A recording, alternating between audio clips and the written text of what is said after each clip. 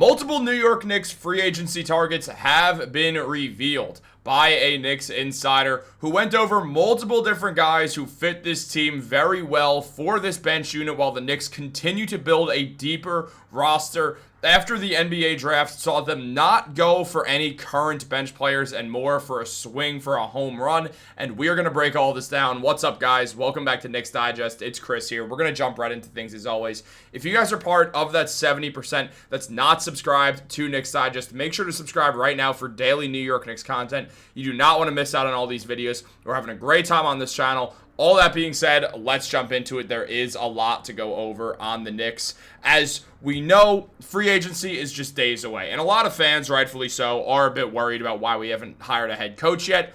And it is very likely that over the next 3 days before free agency begins, we will be hiring a head coach. It's very possible. Or we're going to enter free agency without a head coach, which is definitely going to have a negative impact on the guys who the Knicks can sign.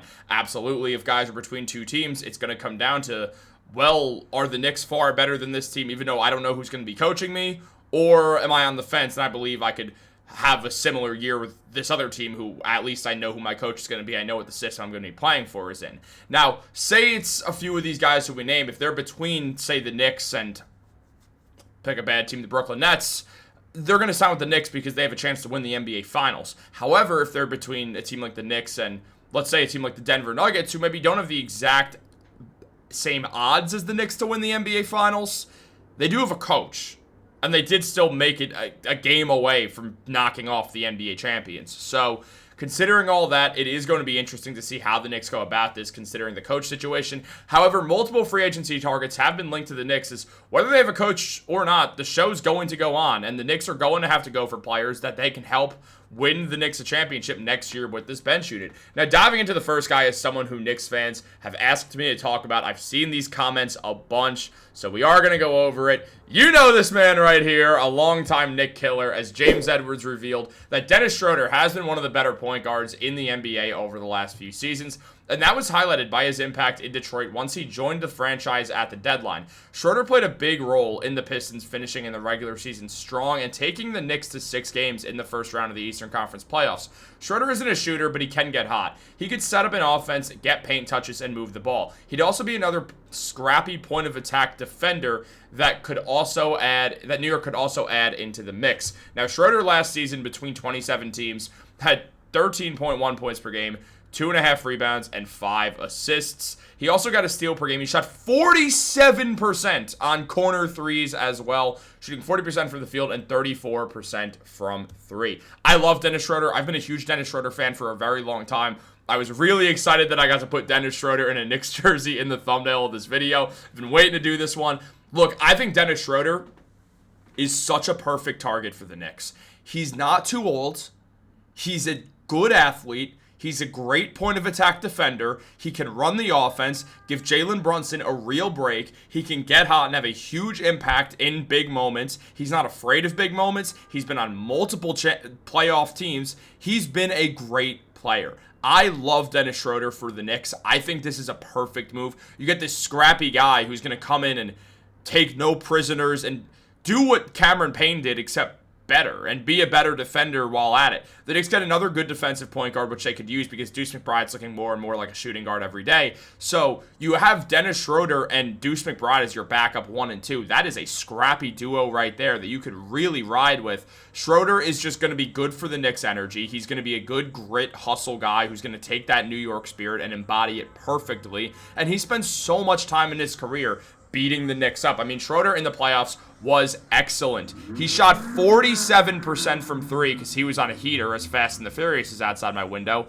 while averaging 12.5 points, 2 rebounds, and 4 assists in the process with a 62.5 true shooting percentage. The man was excellent. The defense was great. I think the Knicks should 100% go for Dennis Schroder if they can get him. Now, we know the Pistons like him, so it could be difficult for them to pry him away. They would have to use the full mid-level exception, but I'd have no problem using it on a guy like Dennis Schroder, who has been great in Madison Square Garden in his career, putting up 14 points, 5 assists, 2 rebounds, shooting 41% from the field and 31% from 3 with excellent defense and a bunch of clutch moments.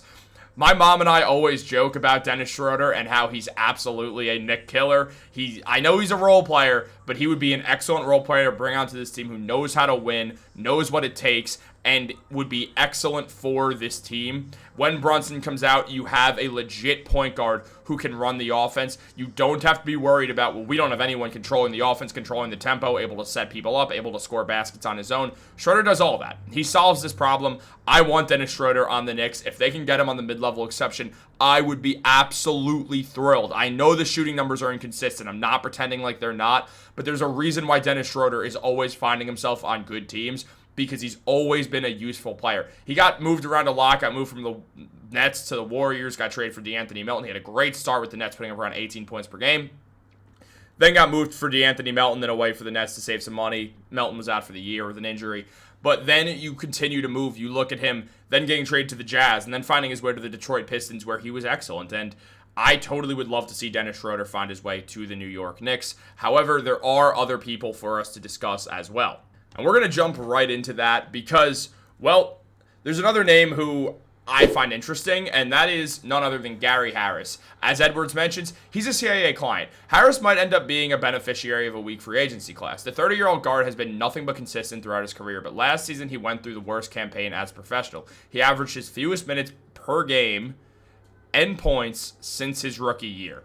It's very possible that Harris could be had on a one-year prove-it minimum deal due to his decline over the last 2 seasons and his injury history. However, given that the pickings are slim in regard to wings that could move the needle in unrestricted free agency, he also could get slightly more than the veteran's minimum deal. And on top of that, what we also look at with Gary Harris is that Edwards mentions he is a 36.8% three-point shooter for his career and has been a good to great defender for most of his career. He'd be a risk for the Knicks with that taxpayer mid-level exception, but might end up being one of their better options if he could tap back into the player he was 2 years ago when he averaged 8.6 points and shot 43% from 3. Harris is last on the list that James Edwards put for guys on the mid-level exception because you could easily see him playing next year on a minimum deal, which I kind of expect him to. Harris last year, he didn't earn the mid-level exception, let's be real. I know there's not too many wings, but still, 3 points per game, 1 rebound, 38% from the field, 35.5% from 3. Not really good enough. 37% on corner threes also. And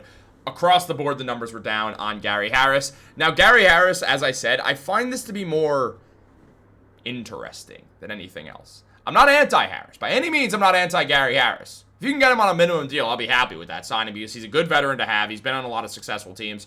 He's been a good defender, been a good shooter, could find his way to the Knicks where he would actually get a bigger role, which could help him a bit, or he might be done for. He might be cooked. But as we know, the Orlando Magic understandably declined that $7.5 million team option on Harris, and he will hit unrestricted free agent. And as Evan Sidery mentions, he's a veteran minimum target for multiple contending teams in need of wing depth. What is a team looking for a veteran minimum target with multiple, or that is a contending team that needs wing depth? I could not say that one. The New York Knicks and Mr. Leon Rose right there. I perfectly think that if you can get Harris on a minimum deal, we should thank Leon Rose and the Knicks for just making a nice move. Zero risk to it. Pretty solid reward with a good 3-and-D guy. As we saw with the draft last night, Jay Billis has said the Knicks team needs, and he's right about this, was a 3-and-D wing and bench depth. If the Knicks need both of those things, Gary Harris theoretically is both of those things. We can't say he is, but theoretically he is. Now, obviously, the Knicks are not getting any big-name free agents like the Julius Randle down below. I just saw Julius and got excited because I'll always love Julius Randle. Man, he did so much to cause all this to start happening.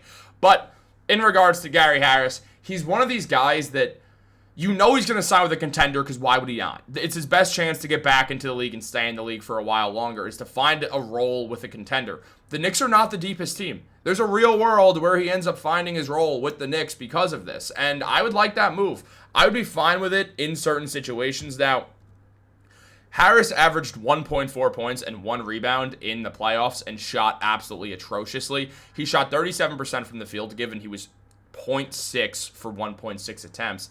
And most of those were threes, where he shot 16% on threes. The numbers were not good there either.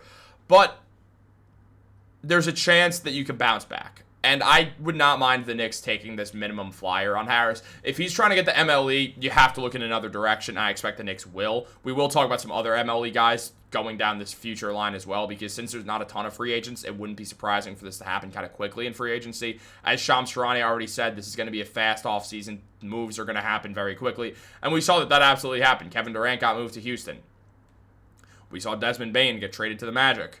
We've seen a bunch of moves already happen, so I would expect the Knicks to work kind of quickly here, unless they do want to wait until they get a head coach, which does make some sense. But I don't think it's going to be too long before the Knicks do get a head coach. Now, Magic fans were thrilled that Gary Harris was off their team. This person saying KCP and Gary Harris are off my team in one summer. This other person saying that O-Town Gator saying Magic fans, knowing that we don't have to watch KCP, Karl-Anthony, or Gary Harris, or Gary Harris play for our team ever again. Obviously, the stock is low on Gary Harris, but I think it's worth taking a chance on if it's for the minimum. That's how I feel. I imagine some people are going to disagree with me based off his stats. Who do you want to see the Knicks sign with that mid-level exception deal? I'm so open to Dennis Schroder. I love that move. I know we have Tyler Kolek. It's not lost to me that we should also look for forwards, for wings, basically because when the Knicks made the move to draft Mohamed Diarra, there is a chance that not only is he maybe not going to come over, but he's not going to be ready. He's very raw, and that makes us look more towards Pacome Dadier and Kevin McCullough Jr., who are unproven as well. But at the same time, I trust the way that the Knicks draft and develop. So we'll see what happens, guys. I'm excited to see it. Let me know who you want to see with that mid-level exception. Let me know what you think about Dennis Schroder or Gary Harris. Some two pretty solid vets to add to this team. Like this video, subscribe, turn on post notifications. Have a wonderful day, guys. Happy Friday. We made it. The weekend's here. Dude, you got a couple hours of work left. This is coming out at like 3 p.m. You got like 2 hours left, and then boom, your week's over. You kick back, crack open a beer, watch some TV, go out, hang out with your friends. Congratulations, you did it, man. You deserve this weekend. Or ladies, if any women that aren't my mom watches this, or Darlene Bryant, of course, because she's the GOAT. But if it's anyone outside of those two, I'd be shocked. Have a great day. Go Knicks.